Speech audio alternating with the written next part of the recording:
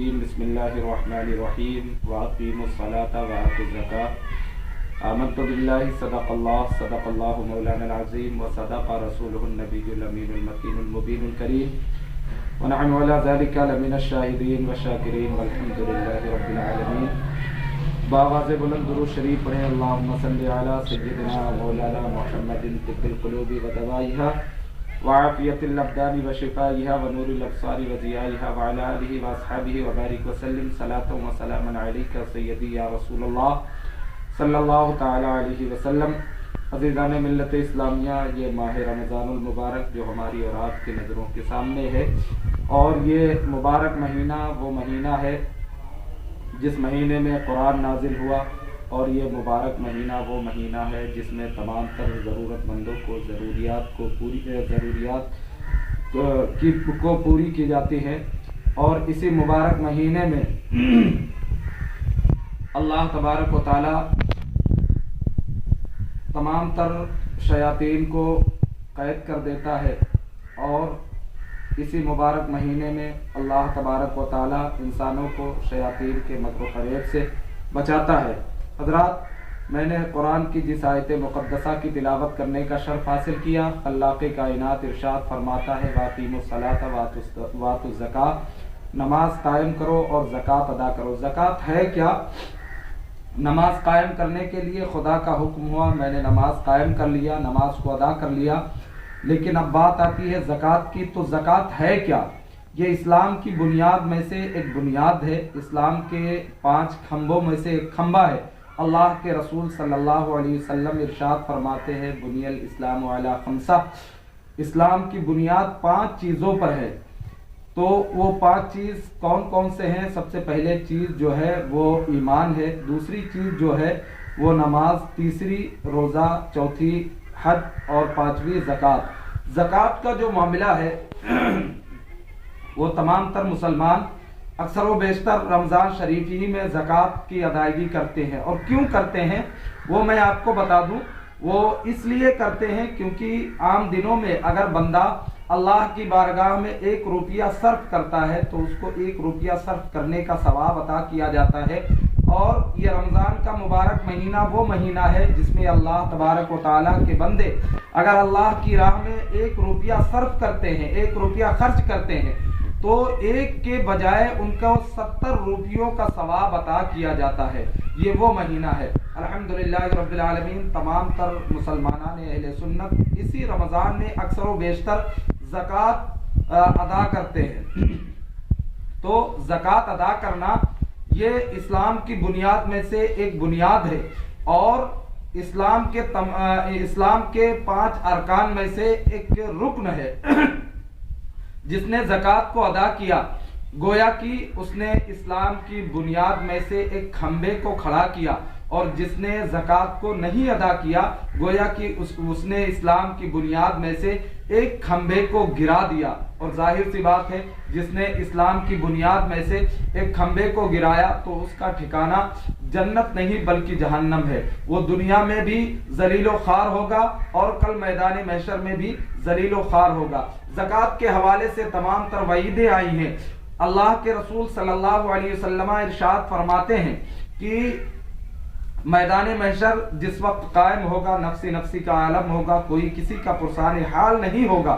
اس نفسی نفسی کے عالم میں تمام تر اہل مال جنہوں نے زکوٰۃ کو نہیں ادا کیا ہے، وہ ان تمام تر لوگوں کو اللہ کی بارگاہ میں حاضر کیا جائے گا۔ وہ تمام تر لوگ اللہ کی بارگاہ میں حاضر ہوں گے، اور انہی کا مال ایک اژدہا بن کر کے ان کے سامنے آئے گا۔ ایسا اژدہا جس کے منہ سے وہ جہنمی آگ نکل رہی ہوگی، اور جس کے دانت جو بنے ہوئے ہوں گے وہ دانت جہنم کے لوہے سے بنے ہوئے ہوں گے۔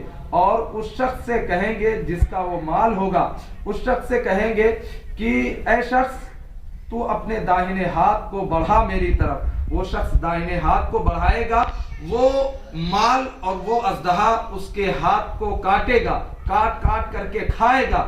پھر کہے گا دوسرا ہاتھ بڑھا، وہ دوسرا ہاتھ بڑھائے گا، وہ دوسرے ہاتھ کو کاٹ کاٹ کے کھا جائے گا۔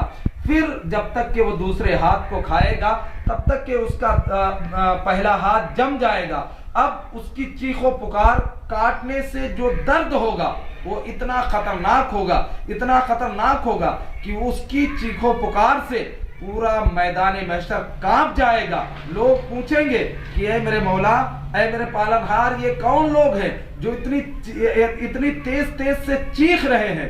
تو اللہ تبارک و تعالیٰ ارشاد فرمائے گا یہ وہ لوگ ہیں جن کو میں نے دنیا میں مال دیا، لیکن جب بات آئی میرے راہ میں خرچ کرنے کی تو انہوں نے میری راہ میں 2.5% کی زکوٰۃ نہیں ادا کیا. آج وہی مال جن کو یہ بچا کر کے رکھتے تھے، وہی مال ایک اژدہا بن کر کے، جہنمی اژدہا بن کر کے ان کو کھا رہا ہے. اللہ اکبر کبیرہ.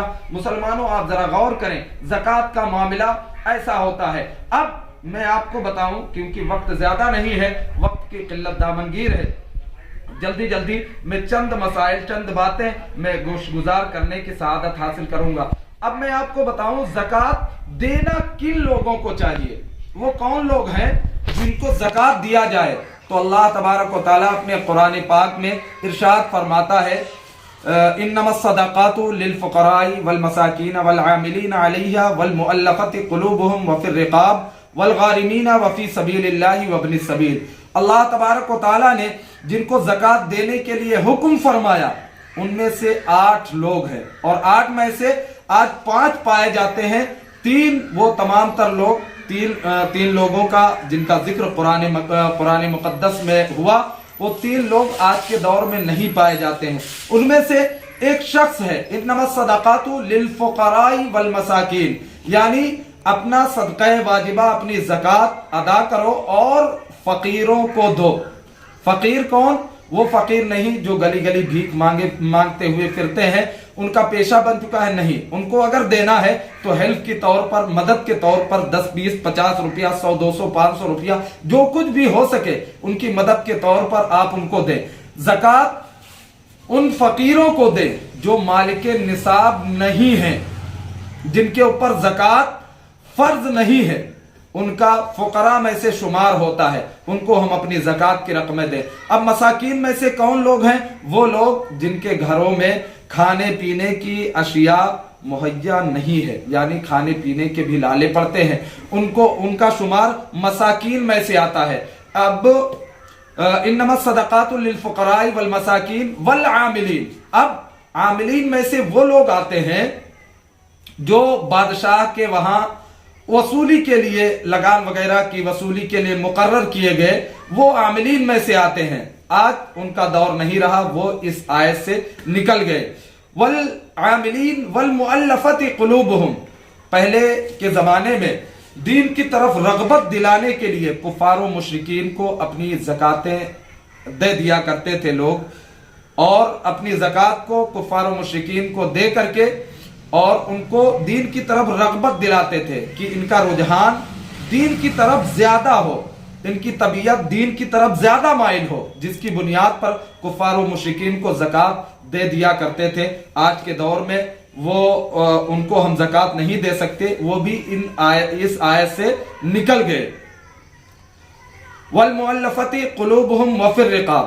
اور وفی الرقاب میں سے وہ آتے ہیں جن کی گردنیں مار دی جاتی تھی، اور گردنوں کو آزاد کرانے کے لیے ہم اپنی زکات ان کو دے سکتے ہیں.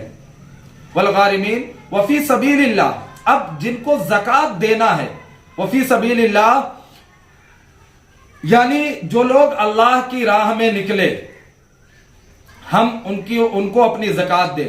والغارمین، اور ان کو اپنی زکات دیں جو قرض میں ڈوبے ہوئے ہیں اور جن کے اوپر بہت زیادہ قرض ہے، جو بہت زیادہ مقروض ہیں، ہم اپنی زکاتوں کو ان کو دیں.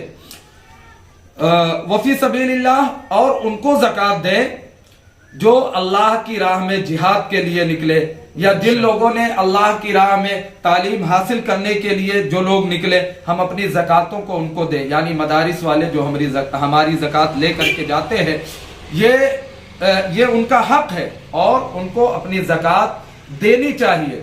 جو لوگ اللہ کی راہ میں نکلے اور جن لوگوں نے اللہ کی راہ میں جہاد کے لیے جو لوگ نکلے یا جو لوگ تعلیم حاصل کرنے کے لیے نکلے، وفی سبیل اللہ وابن السبیل، اور ہم اپنی زکات کو انہیں دیں جو لوگ سفر کے لیے نکلے، یعنی جو مسافر ہیں ہم اپنی زکات کو ان کو دے سکتے ہیں۔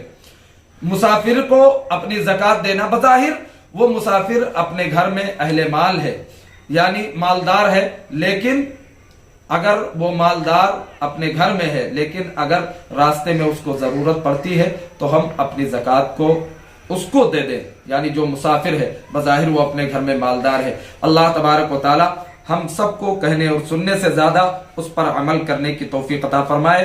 استغفر اللہ لی ولسائر المؤمنین والمؤمنات وما علینا الا البلاغ۔ السلام علیکم ورحمۃ اللہ۔